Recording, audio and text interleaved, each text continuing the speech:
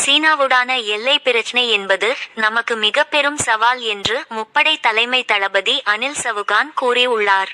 உத்தரப்பிரதேச மாநிலம் கோரக்பூரில் நாட்டின் பாதுகாப்புக்கு எதிரான சவால்கள் என்ற தலைப்பில் நிகழ்ச்சி ஒன்றில் அவர் பேசியதாவது: சிந்தூர் நடவடிக்கையின் போது பயங்கரவாத முகாம்களை அழிக்கவும், எங்கள் மீது தாக்குதல் நடத்தப்பட்டால் மட்டுமே தாக்க வேண்டும் என்றும் தெளிவாக அறிவுறுத்தப்பட்டது.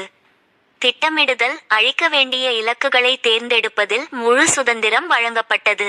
ஆபரேஷன் சிந்தூர் நடவடிக்கை என்பது பலமுனை தாக்குதல். பாகிஸ்தானின் மறைமுக போர் என்பது நமது தேசிய பாதுகாப்புக்கு பெரிய சவால். இந்தியாவை ரத்தம் சிந்த வைப்பது தான் பாகிஸ்தானின் உத்தி. நாம் எதிர்கொள்ளும் சவால்கள் என்பது தற்காலிகமானவை அல்ல, அவை வெவ்வேறு வடிவங்களில் உள்ளன. சீனாவுடனான எல்லை பிரச்சினை என்பது நமக்கு மிகப்பெரிய சவாலாக இருக்கும் என்று நான் நினைக்கிறேன். இரண்டாவது பெரிய சவால் என்பது பாகிஸ்தானின் மறைமுக போர். நமது இரு எதிரிகளும் அணு ஆயுத வல்லமை படைத்தவை. அவர்களுக்கு எதிராக நாம் என்ன மாதிரியான நடவடிக்கைகளை மேற்கொள்ள இருக்கிறோம் என்பதை தீர்மானிப்பது எப்போதுமே சவாலாகவே இருக்கும். இவ்வாறு அனில் சவுகான் பேசினார்.